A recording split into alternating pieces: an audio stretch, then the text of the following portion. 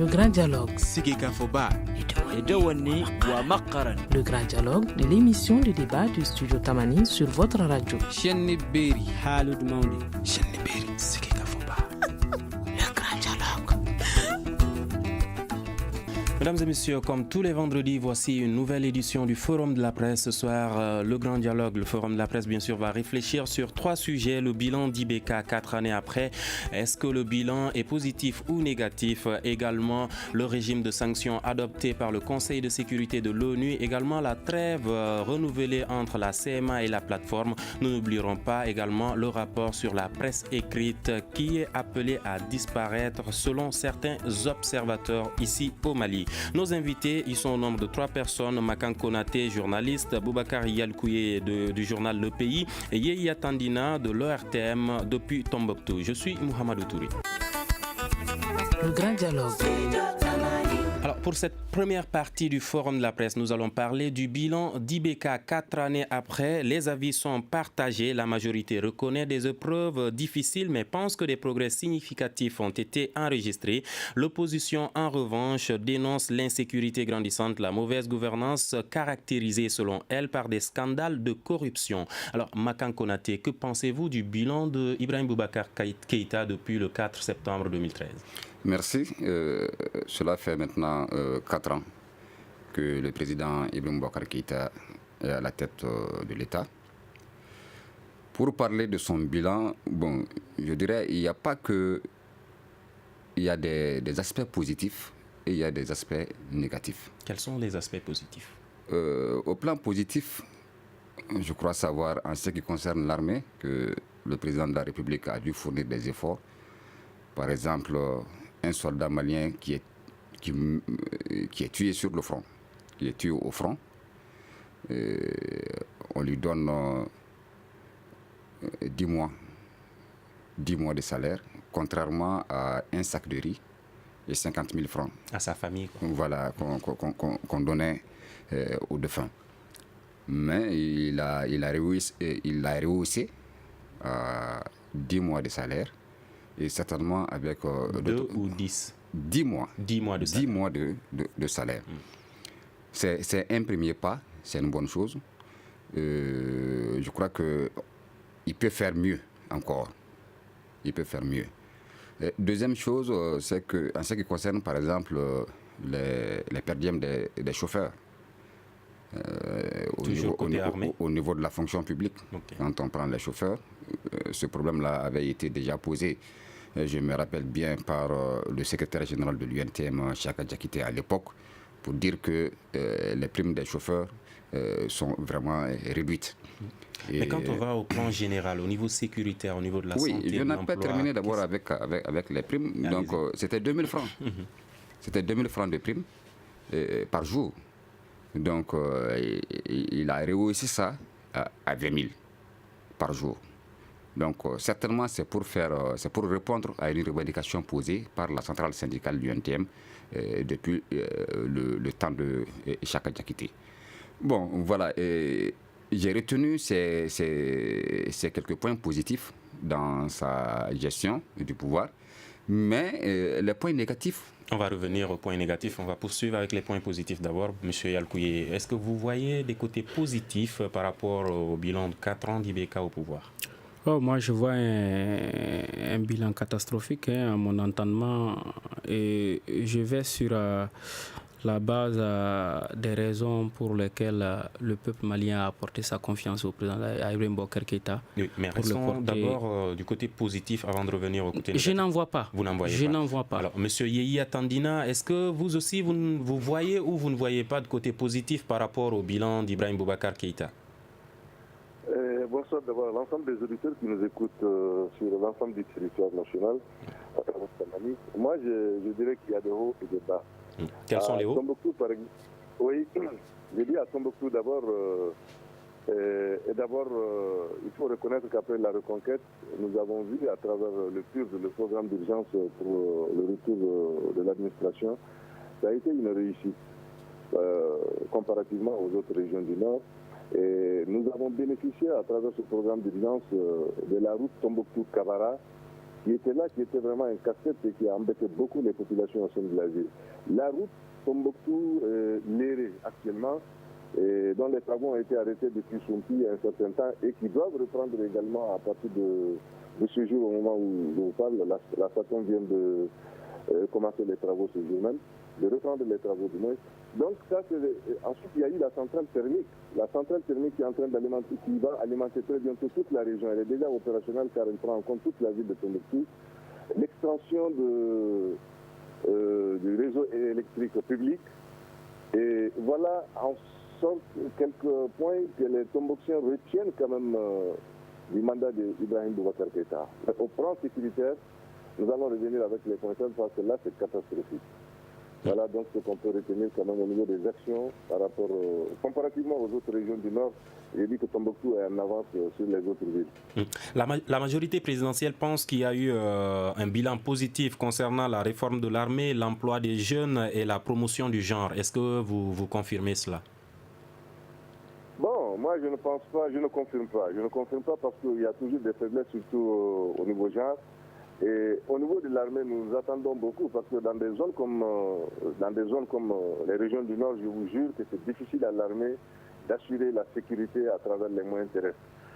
Et le vecteur aérien est jusqu'à présent pas là sur place, donc vous voyez ce que ça fait. Et sur ce plan, je dis que nous ne croyons pas qu'on peut vraiment aboutir à une sécurité totale, je ne dirais pas parfaite, mais totale du territoire, tant que d'autres moyens ne sont pas redéployés. Et l'effectif est jusqu'à présent à déplorer. Pour vous dire encore que les mêmes militaires qui reviennent, ils sont fatigués et tous les jours, et vous savez surtout la rotation des militaires, ça se fait dans des conditions difficiles parce que le contingent qui quitte du côté A pour le côté B doit quitter sans les armes pour rejoindre le côté B où ils doivent recouvrir leurs armes. Vous voyez ce que ça pose. Donc pour une armée qui est sur 3 fronts, la lutte contre le terrorisme, l'intégrité territoriale et la lutte contre le banditisme, c'est pas facile. Alors, Monsieur Yalkouye, vous disiez que le bilan est catastrophique. Alors, sur quoi vous vous basez pour dire que le bilan est catastrophique? Oui, moi je vais sur la base des promesses présidentielles parce que Ibrahim Boubacar Keïta, il a été porté à la magistrature suprême sur la base de certaines promesses qu'il a eu à faire au peuple. Et parmi ces promesses, il y a d'abord la résolution de la crise du Nord, qui aujourd'hui tout le monde sait que sur le terrain, franchement, il n'y a pas un résultat réconfortable en tant que tel. Au regard de tout ce que nous avons vu dans la mise en œuvre de l'accord, d'ailleurs qui a été contesté depuis le départ, depuis la réflexion et sa matérialisation sur le terrain. Et par-delà également, ça c'est le Nord. Le Nord, tout le monde sait que ça ne va pas là-bas. Au-delà de cela également, il faut aussi tenir compte un peu de ce qui est aujourd'hui une raison aussi capitale de la grogne sociale. Pratiquement dans tous les secteurs, nous avons de sérieux problèmes, même si à un moment donné, le gouvernement a tenté de désamorcer la bombe. Mais nous avons vu que sur le terrain, jusqu'à preuve du contraire, rien ne va. Vous allez prendre le côté de la santé, ça ne va pas. Vous allez prendre l'éducation, n'en parlons pas, puisqu'il y a aussi les syndicalistes qui se préparent dès la rentrée prochaine, ils vont aller en grève illimitée. Ça, c'est au niveau fondamental et secondaire. Et l'enseignement supérieur aussi, il y a de sérieux problèmes avec les grèves incessantes des professeurs de l'enseignement supérieur. Nous avons même à un moment donné, même les étudiants sont sortis pour réclamer. Franchement, ils ont demandé à ce que les professeurs et également le gouvernement songent vraiment à l'avenir des étudiants, des enfants du pays. Donc pratiquement, presque tous les secteurs prioritaires sur lesquels IBK avait promis franchement de rétablir l'honneur du Mali et de faire en sorte que le Malien puisse vivre de façon décente. Nous avons vu que c'est le contraire qui se manifeste sur le terrain, pratiquement sur tous les plans. Alors, est-ce que la situation s'est dégradée avec IBK ou est-ce qu'elle était déjà comme ça, il n'a pas pu relever le défi? Non, et quand il venait, il y avait une certaine stabilité. Même si nous prenons un peu le problème du Nord. Le problème du Nord avec la transition, Dionkunda et également des émissaires qui étaient sur le front pour le retour à la normale. mal avec les pourparlers au niveau de Ouaga. Ils avaient quand même marqué une avancée considérable. Et nous avons vu qu'avec la rupture avec Ouaga et le fait de mettre dans la poubelle l'accord qui a été signé à Ouaga et retourné vers Alger, donc on a redistribué comment on appelle les cartes à nouveau. Et à ce niveau également, nous avons vu que l'accord, franchement dire, dès sa conception à ce niveau, les gens ont soulevé pas mal d'inquiétudes. À l'époque, les tenants du pouvoir voyaient en ces gens comme si ce sont des égoïstes ou des apatrides. Et malheureusement, Dieu faisant les choses, l'évolution quand même de la situation sur le terrain les a finalement donné raison. Parce que nous voyons un peu, même dans l'application de l'accord, nous avons vu les différentes étapes. Les différentes étapes ici, on a du mal à les assurer sur le terrain. Et imaginez un peu aujourd'hui, là où nous sommes aujourd'hui, les étapes prioritaires n'ont pas été encore matérialisées sur le terrain. Vous vous imaginez aujourd'hui, les groupes armés détiennent les groupes qui sont sur le terrain, qui ont dit qu'ils sont avec l'État malien, ils détiennent jusqu'à preuve du contraire les armes. Et tant qu'on de la plateforme, la CMA également. Alors que dans l'accord est très clair. Tant qu'on ne procède pas, c'est une étape prioritaire. Nous allons parler de cette trêve entre CMA et plateforme également. Alors, Tandina, avant de revenir à vous, Makan Konaté, est-ce que vous également, vous pensez qu'il y a des côtés négatifs comme Yalkouye les a cités? Allô? Tandina, oui? Oui, j'ai dit que au plan sécuritaire et en même temps la connexion qui a pris une ascension vertigineuse. Voilà donc les deux points que déplore ici de ce côté du nord du pays, c'est qu'on a remarqué que peut-être qu'avec la conquête du pays, que l'administration, que les citoyens allaient opter pour un Mali moderne, mais malheureusement la corruption est en train de tout reprendre et puis voilà un peu ce qui nous fait perdre beaucoup d'espoir. Et au plan sécuritaire, on s'attendait que toutes les zones de ces régions doivent être aujourd'hui couvertes par l'armée malienne, ce qui n'est pas fait. Et l'espoir n'est même pas permis à la situation actuelle que nous voyons que toutes ces régions soient couvertes par l'armée malienne. Parce qu'en réalité, on ne voit pas de signes favorables à cela. Toutes les armées contrôlent un secteur, l'armée malienne un autre secteur. Et la charia est appliquée quelque part. Donc voilà quelques indices qui prouvent que jusqu'à preuve de contraire, on n'est pas arrivé à notre fin. M. Konaté, vous vouliez réagir par rapport au côté négatif? Oui, côté négatif, moi je parlerai surtout de déception. Une déception d'abord au sein de l'armée. Vous vous souvenez que quand le général, à l'époque, capitaine Amadou Aya Sanogo avait fait le coup d'État, il avait mis en prison, pratiquement il a fait arrêter beaucoup de leaders politiques.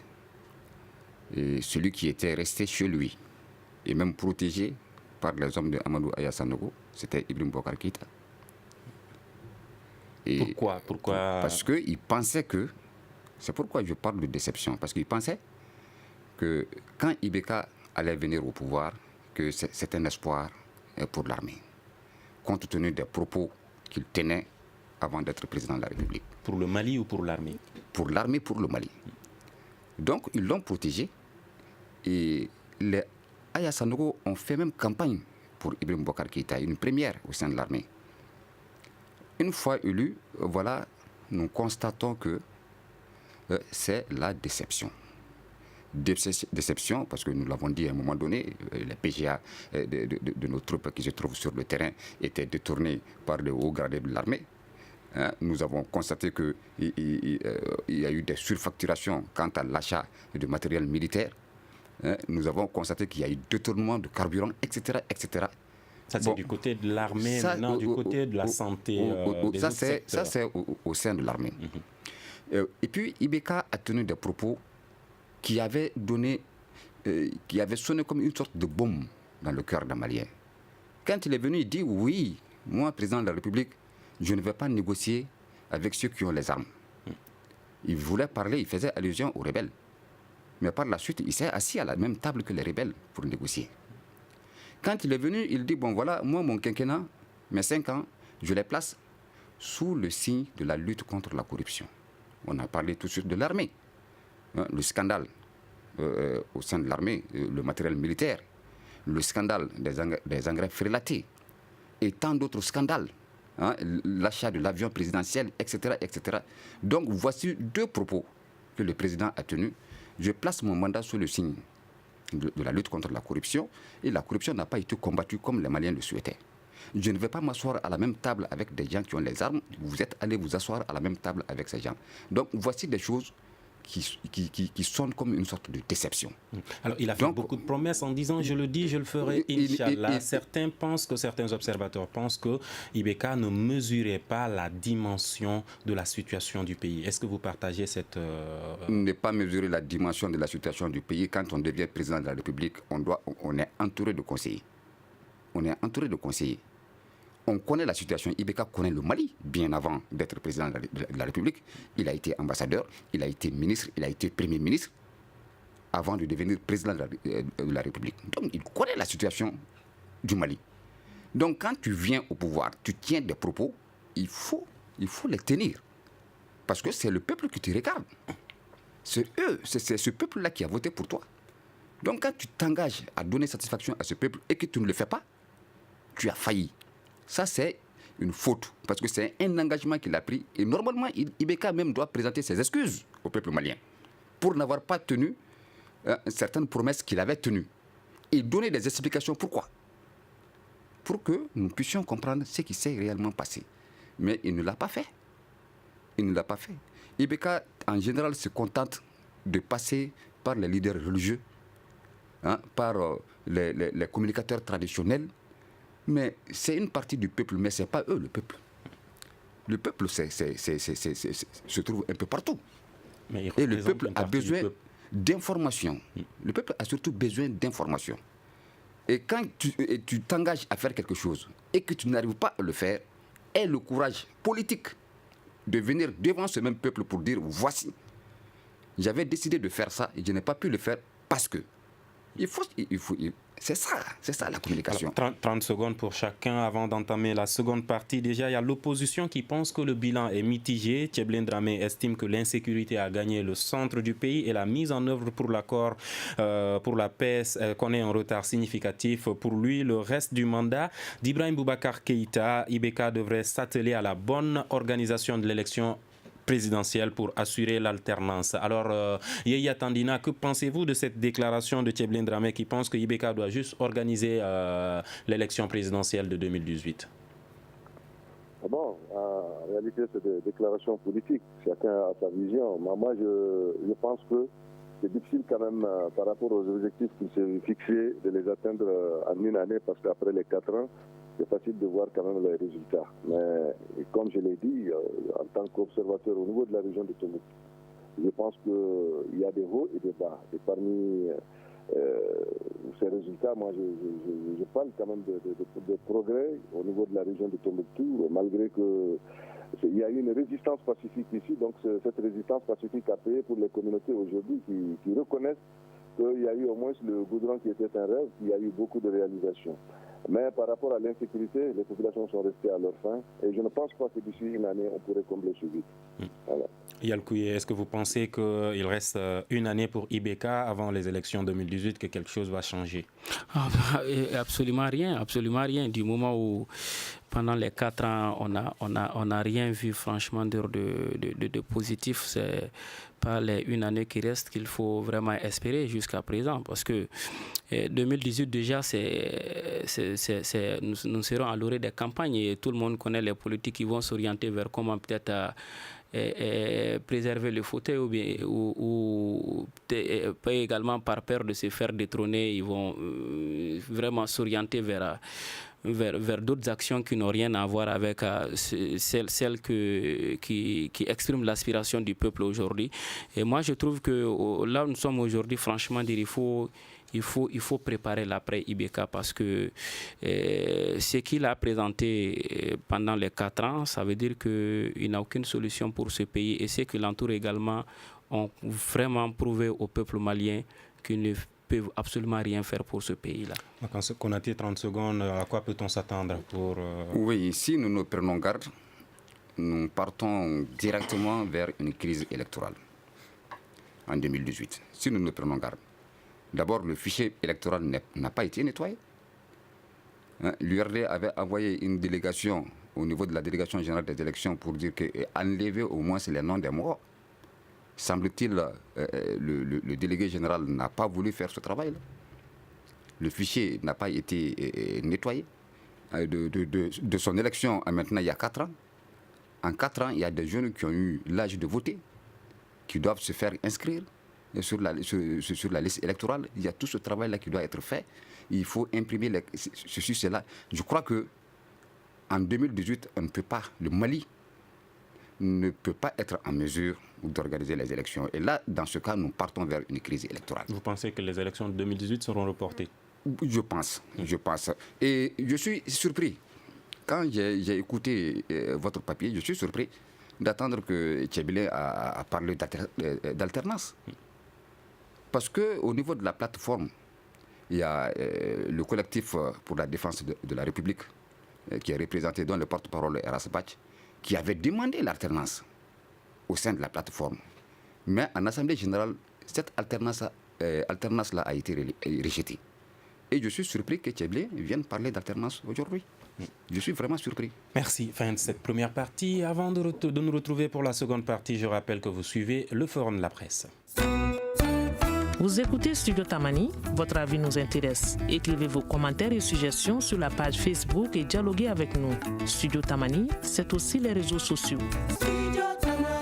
C'est aussi les réseaux sociaux et vous pouvez réagir sur, sur notre page Facebook ou notre compte Twitter ou également sur nos répondeurs à travers ces deux numéros 75 84 11 11 ou 75 84 12 12. Ce soir, deuxième partie, nous allons parler du régime de sanctions adopté par le Conseil de sécurité à l'unanimité et il vise à lutter contre ceux qui entravent la mise en œuvre de l'accord pour la paix et la réconciliation. Alors, Makan Konaté, ce régime de sanctions, qu'est-ce qu'il va changer concrètement dans la mise en œuvre de l'accord de paix qui est en retard selon certains observateurs? Ce régime de sanctions, s'il est bien appliqué, je dis bien s'il est bien appliqué, il peut apporter beaucoup de choses. Parce qu'il ne faut pas qu'on se cache la face. Les leaders, les leaders de ces mouvements rebelles, ce sont des gens qui voyagent beaucoup. Ils ne peuvent pas faire 1 semaine, 2 semaines sur place, ils voyagent beaucoup. Donc, parmi les sanctions, je crois qu'il est question d'interdiction de voyage. Il y a 2 aspects, geler les avoirs et interdire les voyages. Les deux peuvent être combinés. Non seulement geler les avoirs, mais interdire de voyager. Et ce qui va leur faire le plus mal, parce que c'est eux en général, moi je les appelle les troubles paix. Je les appelle comme ça, les Yad Agali, les chefs de ces mouvements rebelles-là. Je les appelle les troupes paix. Yad Agali, c'est pas beaucoup plus terrorisme que rebelle? Oui, mais c'est la même chose. C'est la même chose. Amadou Koufa, Yad Agali et tant d'autres là, ce sont non seulement des terroristes, mais ce sont des rebelles. Voilà. Donc, ils ne peuvent pas rester sur place. Ils sont toujours en mouvement. Et ils se pavanent à travers le monde comme ça. Entre le Mali, la France, la Belgique, etc. Il faut que cela s'arrête. Et concernant les groupes armés, l'État malien également, qui sont également concernés, la CMA, la plateforme. Je vais vous dire une chose. Les gens pensent que les mouvements proches du Mali, tels que Gatia, que ces gens-là sont en train de tuer, de perturber la mise en œuvre. Non, ce n'est pas vrai. Ils sont toujours provoqués par les mouvements armés. Avez-vous des preuves? Ils sont toujours provoqués. Comment? Comment? C'est eux qui font toujours les frais. C'est eux qui font toujours les frais. Toujours, il y a des morts dans leur camp. Et quand on les attaque, ils sont obligés de réagir. Sinon, ils sont là pour préserver leur position. Ils n'attaquent pas. Yaya Tandina, vous êtes au nord du Mali, à Tombouctou. Partagez-vous l'avis de Makan Konaté? Bon, pas tellement. Ce qui est sûr, moi, je dis que ce régime de sanctions mis en place, c'est à l'image des autres régimes appliqués dans les autres pays. Nous avons vu comment les grandes puissances au niveau du Conseil de sécurité, en En tout cas, elles sont d'accord avec la mise en place du régime, mais malheureusement, à l'application, c'est autre chose. C'est ce que nous allons vivre au Mali. Et parce que je serais d'accord que dès que la sanction tombe et qu'un général Gamou soit sanctionné, le Mali va contester. Et si de l'autre côté, Bilal Ak-Chérif sera sanctionné, vous verrez que les mouvements armés également vont contester. Alors, je me pose la question comment on pourra même l'appliquer quand on sait déjà que les belligérants eux-mêmes ont des conventions entre eux.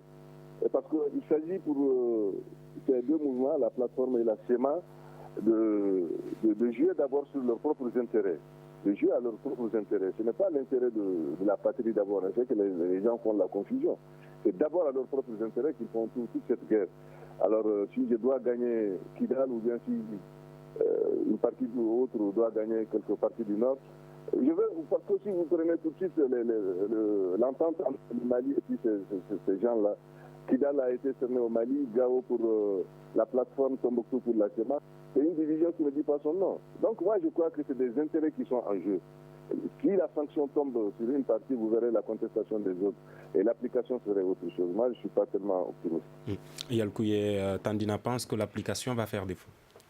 Oui, évidemment. Moi, je pense qu'aujourd'hui, ce régime de sanctions, je le considère comme de la poudre aux yeux, parce que imaginez un peu, la sanction, elle est prévue par l'accord. Et en principe, depuis la mise en œuvre de l'accord, on devait tenir compte de cela puisque c'est un élément capital pour qu'on puisse aller vraiment vers la mise en œuvre, vers la sortie des crises. Mais il n'a jamais été appliqué. Ça a été réclamé pendant combien de temps? Il n'a pas été appliqué. Et également, l'une des étapes prioritaires aussi qui est le cantonnement et le désarmement n'est pas encore fait. Et comment voulez-vous qu'on puisse quand même sanctionner des gens qui détiennent des armes aujourd'hui? Puisqu'ils défendent des intérêts personnels. Tout le monde le sait, comme M. Tandina l'a assez bien dit depuis Tombouctou, il connaît mieux les réalités sur le terrain que nous. Mais tout le monde sait que ce sont des intérêts qui sont en jeu dans cette crise malienne. Et moi, je me dis qu'aujourd'hui, le fait que le Conseil de sécurité de l'ONU statue sur cela aujourd'hui, c'est une suite logique de la situation contesté par le peuple malien sur le terrain aujourd'hui, puisque la crise n'a que trop duré. Imaginez un peu, nous avons vu même l'entrée du gouverneur à Kidal. Il a fallu franchement dire des manifestations ici. Les gens se sont exprimés un peu partout, ont montré leur indignation par rapport à la position de la France et de la communauté internationale. Certains même ont dénoncé le fait que le gouverneur soit en visite dans sa propre localité. Dans sa propre localité. Et puis, il n'était pas accompagné par l'armée, ni par un membre du gouvernement, ni par peut-être des agents de l'État. Il est parti seul et il a été reçu par les membres de la CMA comme si peut-être quelqu'un qui est un ambassadeur qui venait juste montrer comment on appelle, sa lettre d'accréditation. D'accréditation, c'est juste un peu ça. Et aujourd'hui, je pense que en ce moment, la France a cherché, peut-être c'est stratégique, chercher à désamorcer la bombe, faire croire au peuple malien que, bon, franchement, elle est là pour le Mali et que les gens comprennent vraiment que c'est la situation qui est un peu difficile sur le terrain. Mais loin s'en faut. Et également, aujourd'hui, le fait que ce régime tombe aujourd'hui, moi, je trouve franchement dire que c'est de la poudre aux yeux. Il ne faut vraiment pas croire à ces choses-là. Le peuple doit rester déterminé par rapport à cette situation. Parce que tant qu'on ne se donne pas les mains, la situation là va perdurer. Au regard, franchement, dire des investissements qui sont faits sur le terrain au nord du Mali là-bas, ça sous-entend que ces gens-là sont là pour l'éternité. Mais ce régime veut sanctionner. Est-ce que les pays qui vont aider, par exemple, les acteurs, si un pays aide, par exemple, la CMA ou la plateforme, est-ce que ce pays également pourra être sanctionné? Par exemple, les pays dans lesquels transitent les armes ou qui financent même. Bon, je ne sais pas comment ça va se passer sur le terrain. Parce que moi, franchement, depuis que j'ai appris cette nouvelle, la première idée qui m'est venue, c'est juste ce que j'ai dit ici, c'est de la poudre aux yeux et puis ça se limite là. Le reste, je n'ai pas cherché à comprendre, franchement dire. Ok, Makan Konaté, est-ce que vous pensez que ceux qui vont appuyer les auteurs pourront être également sanctionnés? Oui, bon, je préfère dire d'abord qu'il faut souligner que les sanctions ont été demandées par les autorités maliennes. C'est le Mali qui a demandé le mois dernier des sanctions. Bon. Et deuxième chose, je pense que ces sanctions-là sont les bienvenues. Mais qu'est-ce qui se passe? C'est qu'il y a une certaine complicité qui ne dit pas son nom et qui est en train à présent de caractériser les régions nord du Mali. Entre qui et qui? J'indexe d'abord les troupes Barkhane et la France. Nous ne pouvons pas comprendre que les Français ne puissent pas nous dire où se trouve aujourd'hui Yadagali. Nous ne pouvons pas comprendre que les Français ne puissent pas nous dire où se trouve Amadou Koufa, avec tous les moyens sophistiqués dont ils disposent, et qui n'arrivent pas à mettre la main sur ces gens-là, et qui sont toujours en train de perturber la paix. Et pendant ce temps, le président français enfonce le clou, met la pression sur les autorités maliennes, leur demande d'aller rapidement vers une mise en application des accords d'Alger. Cela ne peut pas se faire comme ça. Ça ne peut pas se faire comme ça. Et c'est ce qui explique d'ailleurs la colère de bon nombre de Maliens. On ne le comprend pas. Yaya Tandina, Makan Konaté accuse la France de ne pas être de bonne foi. Est-ce que vous pensez, vous avez la même analyse? Bon, en tout cas, ça m'étonne avec tous les moyens que détient la France. Pour moi, on a vu la France nous faire sortir Muammar Kadhafi dans sa piscine. Je ne vois pas quelqu'un qui est dans la nature, comment on ne pourra pas le voir. Donc, je dis que ça laisse beaucoup de suspicions autour de la chose. Aujourd'hui, c'est que les gens ne comprennent pas. Tout récemment, on a vu quand le QG de la MINUSMA a été attaqué, il a fallu que l'armée malienne elle-même vienne libérer la MINUSMA. Barkhane était là pour couvrir seulement au niveau des rues, mais elle n'a pas directement réagi sur le terrain. Ça a laissé les populations sur leur faim. Et tout ce qu'on voit aussi, patrouilles aériennes, c'est généralement les hélicos de la MINUSMA à qui les gens n'ont même pas de considération. Nous souhaitons voir quand même cette armée française faire des grosses démonstrations, nous faire voir, nous amener, et surtout qu'ils font tout leur travail dans la plus grande discrétion. On ne sait pas comment ça se passe, on attrape par-ci, on libère, on accuse des gens par-ci, après on ne comprend absolument rien. Donc c'est ce qui crée du flou en réalité entre les populations et cette puissance intermédiaire. Alors nous allons rester toujours avec vous, Yaya Tandina. Il y a eu une trêve de 15 jours qui a été signée entre la CMA et la plateforme qui est arrivée à terme mercredi et qui a été renouvelée pour 30 jours aujourd'hui. Pourquoi les groupes armés ne peuvent pas tout simplement déposer les armes vu que l'accord a été signé et pour qu'il puisse être mis en œuvre? Moi, je crois que plus il y a prolongation, c'est au bénéfice des populations. D'abord, nous saluons cette trêve encore qui est prolongée. Mais aujourd'hui, le plus grand obstacle, c'est qu'on ne parvient pas à rendre opérationnel le MOC. Et si le MOC était déjà opérationnel, ou bien que les DDR ont commencé, on n'allait même pas parler de trêve. Parce qu'ils sont obligés de se taire, ils sont obligés d'exécuter seulement les lois du pays. Mais malheureusement, aujourd'hui, je vois que l'évolution, c'est seulement au niveau de Tombouctou où le MOC est en train de faire un chantier qui a pris en compte toutes les faiblesses au niveau au niveau de Gao par exemple. Donc on a pris les points faibles de Gao aujourd'hui pour en faire des points positifs à Tombouctou. Je crois que si on parvient à donner seulement le coup d'envoi au niveau de Tombouctou, ça pourrait refléter sur les autres localités. Mais tant qu'on ne le fait pas et que les groupes sont armés, je crois que c'est des trêves qui vont continuer. Et puis cette trêve, ça ne considère qu'une partie de Kidal. Vous verrez demain ou après-demain dans une partie du Nord, deux groupes vont s'affronter. Peut-être qu'ils ne vont pas dire qu'ils ne sont pas de nous ou autre chose, mais vous verrez que des groupes vont encore s'auto-accuser. C'est ça le problème. Mais que l'histoire va nous donner raison si nous observons. D'ici les 30 jours, vous verrez qu'il y aura des dérapages. Monsieur Yalkouye, si c'est le MOC, mécanisme opérationnel de coordination, et le DDR, démobilisation, désarmement, réinsertion, qui bloque cette situation, pourquoi ces processus n'arrivent pas à être concrétisés sur place, notamment à Gao-Kidal?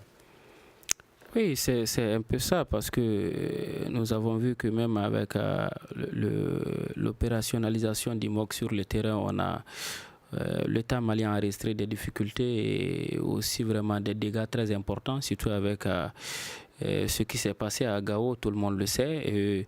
Et évidemment, il a eu à soulever quand même des imperfections au niveau du MOC de Gao.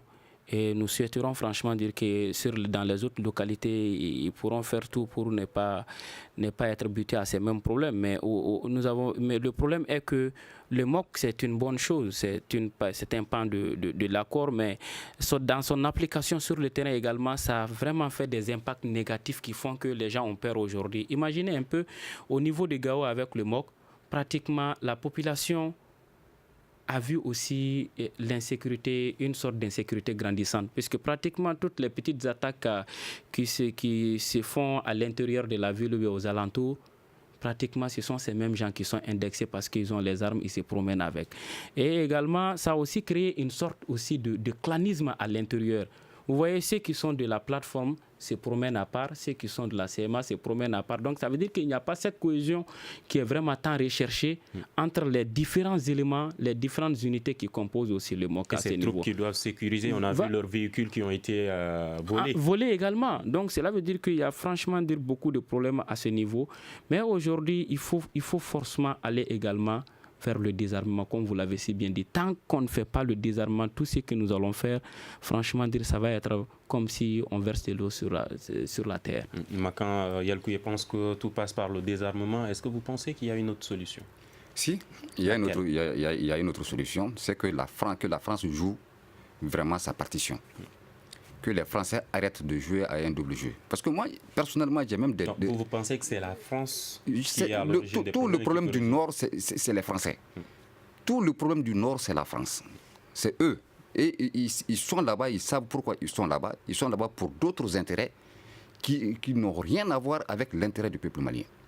Ils sont là-bas pour leur propre intérêt. Et très généralement, ce sont pour des intérêts économiques. Merci. Donc, il faudrait que la France arrête cela et qu'elle joue réellement sa partition. Et ce ne sera pas facile, parce que les Français sont là maintenant, au nord. Ils se sont bien installés là-bas. Et leur départ, ce n'est pas pour aujourd'hui. Merci. Réagissez à toutes ces informations sur la page Facebook ou le compte Twitter de Studio Tamani, également sur nos répondeurs 75 84 11 11 ou 75 84 12 12. Tout de suite pour la troisième partie. Une réaction, un avis, un commentaire. Réagissez sur la page Facebook de Studio Tamani et restez connectés avec nous. Studio Tamani sur les réseaux sociaux pour vous faire entendre. Le forum de la presse ce vendredi, nos invités sont Boubacar Yalkouye du journal Le Pays, Yeya Tandina de l'ORTM et Makan Konaté, journaliste indépendant. Alors nous allons parler maintenant de la presse écrite qui est censée disparaître selon certaines organisations qui l'ont annoncé dans un rapport la semaine dernière. Alors pourquoi Yalkouye, ces organisations pensent que la presse écrite risque de disparaître, vous qui êtes responsable d'une presse écrite au Mali? Oui, quand on prend un peu le cas du Mali, nous affrontons d'énormes difficultés dans l'exercice de ce métier. Au regard franchement des difficultés financières que nous affrontons. Et également les associations faîtières aussi qui sont censées protéger aussi cette profession aujourd'hui n'assument pas leurs responsabilités à hauteur de suet. Notamment la CEP. Notamment la CEP. Et c'est ce qui fait qu'aujourd'hui que nous avons de sérieux problèmes. Imaginez un peu même par rapport aussi à l'aide. L'aide à la presse, la somme elle est insignifiante. Et même dans la répartition de la somme également, il n'y a jamais eu de transparence dans la répartition de la somme. Et cela fait que ça a créé une sorte de tension au niveau de la presse et cette tension aussi a provoqué une certaine division qui fait que franchement les gens se regardent en chien de faïence. Donc ça sous-entend que cela fait que l'intérêt général n'est plus une priorité pour les différents responsables d'organes de presse. Et ça fait aujourd'hui que même au niveau de l'ACEP, le fait qu'il y a toujours des tiraillements par-ci, par-là pour des intérêts individuels, ça fait que franchement il y a d'autres associations qui ont été créées suite à l'ACEP parce qu'au niveau de l'ACEP, ceux qui sont censés gérer ont fait tout pour écarter les autres. Et au regard de cette division qui ronge davantage aujourd'hui la presse écrite, franchement, il n'y a pas de lendemain meilleur. Et moi, je me dis que leur responsabilité devrait être quoi en premier? C'était de faire en sorte que l'État puisse songer à cette corporation aujourd'hui. Mais ils ne l'ont jamais fait. Quand on prend un peu l'histoire, depuis la création de l'ACEP jusqu'à aujourd'hui où nous sommes, tous ceux qui ont eu à gérer cette boîte, quand on vous parle franchement de leur gestion, c'est catastrophique. Certains dénoncent également la qualité de ces journaux, de ces presse écrites. Oui, effectivement, c'est ça. Parce que s'il n'y a pas de moyens, Il n'y a pas de moyens. Donc, ceux qui sont là, les reporters qui sont sur le terrain, chacun court derrière le prix de condiment. Le patron de presse, il court derrière le prix de condiment. Donc, il est difficile quand même d'avoir du professionnalisme dans l'exercice. C'est très difficile. Et c'est ce qui fait qu'aujourd'hui, et la plupart également de ces organes de presse aussi sont manipulés par les politiques. Il faut le dire clairement. Ils sont cachés derrière la plupart des organes de presse. Et certains pensent aussi que ces journalistes ne sont pas bien payés par... Ils ne le sont pas. Ils ne le sont pas. Rares sont les organes ici qui payent leurs journalistes. Rares sont les organes, rares sont les journaux dans lesquels les journalistes ont des salaires. C'est très difficile. Et imaginez même un peu dans certains organes, le reporter, il part faire le reportage, on lui donne peut-être le prix de transport sur le terrain, le per diem, peut-être 10 000, 15 000 francs. Le directeur veut avoir sa part là-dedans. Vous imaginez un peu, 15 000 francs, bien 20 000 francs, le directeur demande au reporter de lui donner au moins 5 000 ou 10 000. Nous sommes dans quel pays? Et franchement, de tout ça, ce sont des actes aujourd'hui qui donnent vraiment à réfléchir. Et si on tient garde à l'allure où vont les choses, moi, je vois vraiment la presse écrite sur un chemin, franchement, de disparition. Et donc, aujourd'hui, il faut vraiment appuyer sur la sonnette d'alarme pour qu'on puisse faire en sorte que ceux qui exercent dans la presse écrite puissent vivre dignement de leur profession. Yaya Tandina, est-ce que vous pensez, où se trouve le problème selon vous concernant la presse écrite? Bon, d'abord, le problème, c'est, moi je vois d'abord à deux niveaux, au niveau formation, au niveau information également des différents reporters. Parce que nous avons remarqué, moi d'ailleurs, à un moment donné, je pensais qu'aujourd'hui, on n'allait même pas trouver la presse écrite, mais je crois que l'espérance de vie est en train d'augmenter, elle pourra survivre.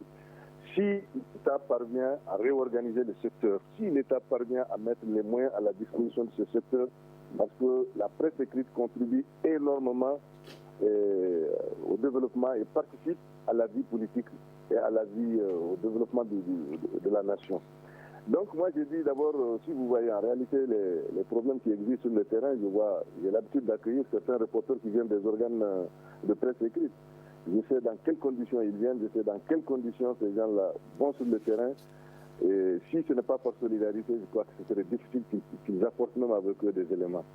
Et cette solidarité que nous devrons créer autour d'eux, c'est cette solidarité que l'État malien doit avoir autour de la presse écrite, car vous savez, tout État puissant doit avoir une presse écrite. Et cette presse écrite, ce n'est pas à dire obligatoirement qu'elle part de l'État.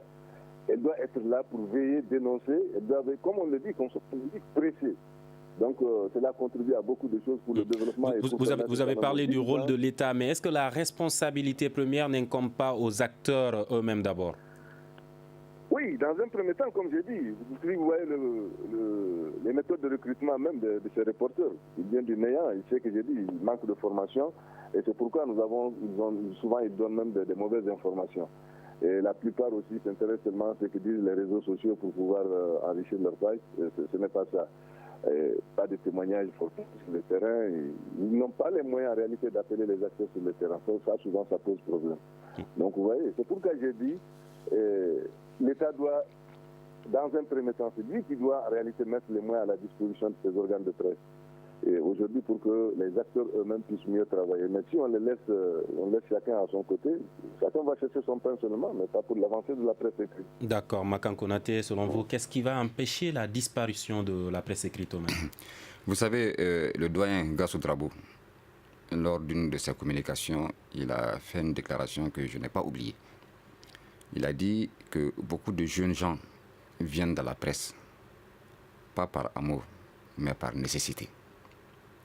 Parce qu'il y a le chômage. Et ça explique beaucoup de choses. Et je vais vous donner un autre exemple. Non, vraiment, laissez-moi parler sur ce sujet. Il y a quelques années, les épouses des chefs d'État étaient là. Et j'ai eu l'occasion de rencontrer un journaliste sénégalais. Je suis de la radio, il était aussi également de la radio, d'une radio privée. Il m'a invité. On est sortis. Tout ce nous avons consommé, il a payé. Mais il a réclamé une facture. Et je dis, mais pourquoi vous réclamez la facture? Il dit non, je viens d'échanger avec toi. Vous m'avez appris beaucoup de choses.